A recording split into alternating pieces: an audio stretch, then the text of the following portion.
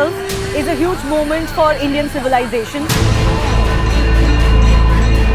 The enthusiasm, the excitement among the devotees can clearly be seen and experienced here. संविधान में राम है, राज्य की कल्पना में राम है, रोम रोम में राम है, भारत के राम है, भारत में राम है। राम राम राम राम राम राम। धर्म को कैसे बांधते हुए, धर्म की सीमाओं में रहते हुए कैसे काम किया जाए, इसके ऊपर आप अभी देख नहीं सकेंगी। वो विष्णु जी का है और वो एक तरीके से समुद्र मंथन उसकी कहानी है। Thousands of devotees have come to this Naya Ghat. They are offering prayers to Lord Surya.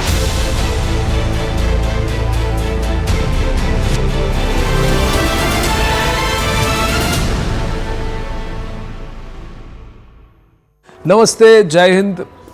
And in our continuous coverage building up to the Pran Pratishtha of Ramlala at Sri Ayodhya at Ramlala Virajman, the conversations that we've had over a period of time with a lot of the spiritual leaders points to one aspect, that we need to look inward.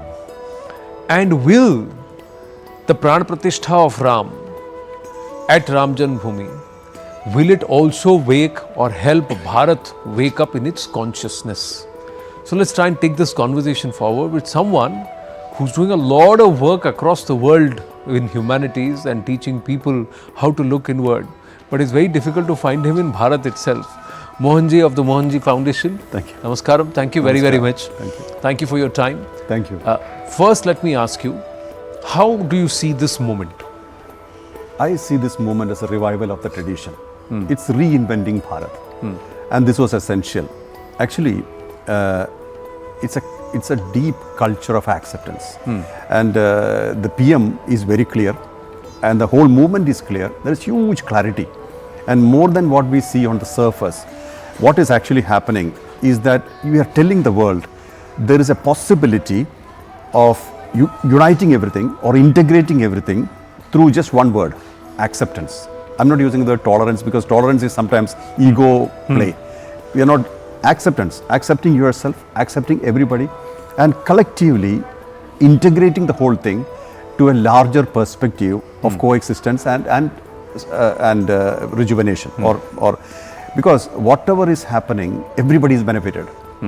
So not the 5-year-old Ram coming there. 5-year-old Ram has a particular significance because everybody loves a child. Everybody can accept a child because the child is beyond caste, creed, country, culture, color, religion. So that Ram staying in Ayodhya, and Ayodhya is a kingdom. So a kingdom being run by a youth, a young Ram, completely innocent, and Ram has been like that. Ram has been epitome of his thing was completely normal. You look at Ram's life. Yeah. He never displayed himself as an avatar. He showed himself as an ordinary man, 100% rooted in righteousness. So that is another one of the things which we are telling the world with this righteousness is above everything. And I think the PM is very clear about this. Through righteousness, you can lead the world, not just this country, lead the world through righteousness, coexistence, acceptance, cooperation, where the other side is division, war, bloodshed. And we have divided the world so much already. 190 plus countries, that's all divisions in the mind. Now we are reaching a stage where we are not talking about anything, any rights or anything. We are talking about responsibility. Responsibility. So when Ram sits in Ayodhya, the culture of responsibility will begin in the world. No, but there are others who would say that Bharat is trying to flex muscle. A nation that was subjugated and then largely subservient is now trying to flex muscle, and then it's then portrayed as a Hindutva fascism, and this Ram temple is nothing but a beacon of this rising majoritarianism that Bharat is going to show. How would you respond to? I think that's just a perception. It will take time, but I think eventually it will be proved that this is the only way we can establish unity in the world. This Vasudhaiva Kudumbakam we talk about, one family, one world. It has to be demonstrated through life. And Ram did it through his life. He demonstrated how dharma can prevail on earth. And he was he was reflecting to life more than projecting. See, if you look at Ram's life, he was always reflecting. Yeah. He reflected every situation and never projected himself into the situation. He never behaved like a king in the forest, and he never behaved like a prince anywhere. He just reflected every situation and went on, including the war. So, but there also where it was required, they used force. That is when to preserve dharma, you have to take care of, see, this is self-defense more or less. You have to take, but Bharat, what is happening now with Bharat is that Bharat is reinventing itself. This is a new Bharat. Changes are happening. And if you look at the history of Bharat, anybody who comes here, they will destroy the current or the then setup for supremacy's sake. Now we are coming out of that particular garb, and we are now becoming Bharat. We are becoming clear in our perception and also our display of what we are. You travel the world. Is there a change in the perception? There is. What is the change? A lot more acceptance, and people are now beginning to think that there is a definite alternative rooted in ahimsa, non-violence, and by being confident in what you do, you can actually change the world. It's not overpowering your philosophy or trying to impose your philosophy on others to overpower them. That's not necessary. This is not about religion. It's about a way of life. And Sanatana Dharma is a way of life. It's basically the basic ground rules of existence, not a religion. So I do not believe this is flexing muscle of Hinduism, etc. Hinduism is itself, it doesn't exist, because we have 330 million gods. We have many expressions of one consciousness, but actually above all there's only supreme consciousness, Divi Surya Sahasrasya, brightness, complete pure brightness, brighter than a million suns. That's what we have been worshipping, and many representations of that one consciousness we have worshipped over time. So it's what we have done is it's manifestation of our own devotion in whatever form that we would want to. Many would look at it, they say that we worship our trees, we worship nature, we worship various elements or various parts of nature, because that's how we were taught to sustain and to work together in harmony with the environment, with the nature. But others would say that this makes you your idol worshippers. Anything and everything you'll make an idol and then you'll start worshipping. See, that's how the mockery happens. That's how the defiling of the thought process or the belief process happens. How would you respond to that? Well, saying, oh, this Pran Pratishtha, what are you doing? You're putting a stone there and you're doing all sorts of mantra, and how does it become divine? Yeah. So, well, this is a very important point. Many people do not understand this. All these 330 million deities are 330 million possibilities of one consciousness, one energy, which has no form. And like fire cannot exist without a medium, just like that without a form, the consciousness cannot exist as an expression. So basically it's expression. Now in our system we have idols. Idols also have a particular structure. Structure means a size, which can maintain and preserve energy. For example, you look at all the atomic reservoirs of the world, they are in the form of Shivalinga. Shivalinga, correct. Yeah, that's the only form which can contain and maintain energy of high nature in a particular level for a long period time. of time. So there is a logic behind the shape of the Shivalinga, and that's why the atomic reactors also look the same. Shivalinga, they are not particularly following Hinduism, but that's exactly science. Once again I said there's no Hinduism, that's only a way of living. So so when you induce energy into a particular idol in a particular way, and there are yantras which are circuits, just like our nervous system, circuits, and mantras which are frequencies. So you induce a frequency, you induce a nervous system or a circuit, and they become active and alive. So that's why we see yantras which are there. Most of the temples around the sanctum sanctorum, there is a yantra that actually infuses. So that's the arterial system. That's a circuit, which channelizes the energy, just like our energy streams of the body, like nervous system, etc. So they all have a value, and between 8 seconds to 40 seconds, there is a transmission happening from the induced energy to the receiver. So it's a circular motion of connection, That's why there are idols. And if it is good to connect to consciousness without anything, if you can. Correct. But because we are oriented with senses, it's not easy. You know, if a person can talk to a person easily than connect to somebody who is not existing. So that is why we have various idols, and why there are many idols, because of many types of people. Lot of different frequencies we have on earth, and that is the variety that we have. That's the beauty of creation. Great variety, and for them to connect, they need to have some idol or some form or some frequency which is suiting them.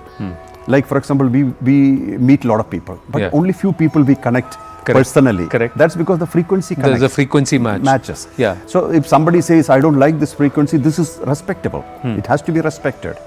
So all these things have great value and great, it's well defined. So, but I'll come to the acceptance bit, and then, but before that, on Pran Pratishtha, since you are operating in more than 8 countries officially and many others, and you have plenty of 18 countries. 18 countries and a lot of ashrams you have. And I'm sure in your ashrams there will be vigrahas, and you have done Pran Pratishtha. Yes. So have you done it only after the whole ashram has been built, the temple has been built? Can you do Pran Pratishtha when the construction is still going on? Well, wherever we have installed, that places were ready for Pran Pratishtha. But the ashram is not built fully. It's still going on. So see, it's about the relevance, and when you have to bring something at a particular point of time, bring it, because that's a time suitable for it. So the energy will stay. If it is done properly, energy will stay. Then it's a question of maintaining it. So while the things are happening, you can maintain. Our ashrams are still getting built. To assert ourselves as a nation, is it right or wrong? Because a lot of nations are not happy when Bharat tries to assert itself. So when Bharat says, no, we will continue to buy oil from Russia, even though we are taking a position against war. We will back Israel in its right to defend itself, while we will say that we will send humanitarian aid to Hamas. A lot of nations don't like this kind of a position. They say either you are with me or you are not with me. How can you say that I'll take my position? How do you look at that? Well, it all evolves into this state. You know, it's not one day. So we have moved towards a state where we can talk or we can take stands. Earlier, probably we never was able to do it because a hangover of a colonialistic era, plus the supremacy of certain principles which suppressed our naturality. When we become natural, we are very powerful. Even individually. When we are like children, they are very natural. They don't have any kind of inclinations or tendencies of, or they are not imbibing anything from outside. We have that right. So when we become more and more independent, natural, automatically it will reflect in the whole world because people will see. And our naturality speaks. It will talk. Maybe people like a prescribed, formatted response levels, which will change. Because we are not trying to overpower anybody, we are not trying to express our supremacy, but we are being ourselves. And when we safeguard our materials, our things, what's good for Bharat is being done.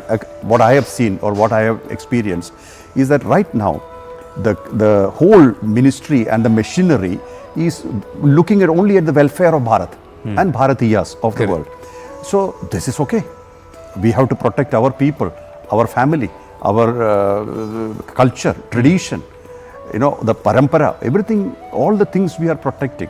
And that, some people may say that's not how it should be, because many people could have hangover of the past, where we have never protected anything and we became doormats. We were walked over. We've seen all that. Correct. So that is changing. We are not being doormats anymore. We are not being walked over. And individually, you can see Bharatiyas Bharatiyas influencing the world. Individually, not even collectively. I'm saying individually, we can see various masters. Like for example, most of the heads of the IT industry are from Bharat. So these are not ordinary things, because you have worked hard to reach there. Final round of conversation. So let's come to this aspect of our conscience has to be in place. Yes. So for us, we also need to have a certain level of consciousness Yes. within us. Yeah. And that's where yoga comes into place. Yes. So yoga is yoking ourselves with the divine Yes. inside us, and if I were to say from a very layman's perspective, divinity within us with the divinity in the cosmos, how do I yoke it? How do we do it? Are we as Bharatiya doing it? We are trying to teach the world. Are we teaching ourselves? Well, I think we are changing. As I said, Bharat is getting redefined and in a very solid way. So this Ayodhya Temple is not an ordinary thing. It is going to transform the perspective of or perception of the people. Not that everybody will accept it. There will be rejections, resistance, etc. And also it will be colored as religion. All those things are there. But time will prove that it is beyond religion. It is a sanskar, it's a tradition, it's a culture which is getting revived. It's a revival of a culture and a reinvention of Bharat. So in our life, or in the world, let's say in the world of Bharatiyas or people from Bharat, this will all reflect eventually. I don't expect that to happen overnight, but people are watching, people are listening, seeing. Hey, what's happening? Why are they doing it? Maybe you will not get all the answers now. But I believe that PM Modi, I've seen him, PM Modi ji has complete picture, clear picture. He has got clarity. No activity of his I have seen. I'm not claiming that I have seen every activity. But whatever I have seen, there is a clear determination, there is a decision, a determination, and also completely in tune with a larger perspective. Not like, okay, let me do this just to firefight, then we'll do something else. No decisions are like that. Everything is moving towards something larger where Bharat is getting more and more stabilized. Please remember, Bharat was present in Indonesia, Cambodia, in many places before. Yes. Even in Australia, so many places our culture was moving. It's all shrunk to one country now. Every other place has become something else. That is okay, because that is how time changes things. Time changes things. But now it's a reinvention of ourselves, and it will become like a reflection to the whole world. It will come as a reflection to the whole world. Whole world. Yeah. So what are we doing? Like our practice, as you ask, these practices will automatically come. And what are practices for? For discipline, for creating a discipline, for aligning ourselves. So if you're aligned, you are powerful. If you're not aligned, even physically, when you're sick, you are weak. Right. Like that, when we are aligned in ourselves with our own frequency, we are super powerful. Nobody can defeat us.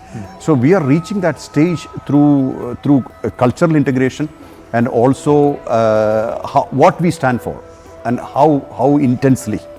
You can see intensity in action now. Right. And it's not imitation. We're not trying to prove something to somebody. That is where the strength comes.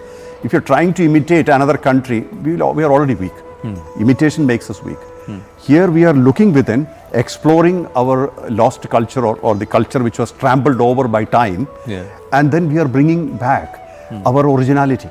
Is there acceptance to this culture? Absolutely. In your vast experience abroad, outside our soil, is there acceptance to this culture, this way of life? I have following in every country, even Saudi Arabia and every place. And I don't talk about religion. I have no interest in talk about religion. People follow their own religion as they like. Maybe inherited, or maybe they moved into certain things, which is none of my business. But people are recognizing that they are important. Because if you do not consider yourself as the most integral part of your life or your presence on earth, nothing will work. So this is happening as we talk. It is happening as we talk. Yeah, because our growth, I never expected to grow but all these things are happening, not because I marketed it. I don't market. I don't believe in marketing. People who have eyes to see will see. Those who do not see is okay. It's not their time yet. But we have to work harder. That's the perspective to look at. We have to connect to ourselves and not work. I mean, spend more time connecting, and then you will know that everything is suited for that. I'm looking at a brighter, bigger, stronger Bharat, which I think is happening right now. I think, Mohanji, you need to spend some more time in Bharat and also in Kerala, your own home state or native state. I love to. So be you, but more importantly, learn from Ram and then rise along with this rise in consciousness as Bharat is evolving, it's changing. Mohanji, such a pleasure to speak with you. Thank you so much. Thank you for having me here. Thank you. It's been a real pleasure. Thank you.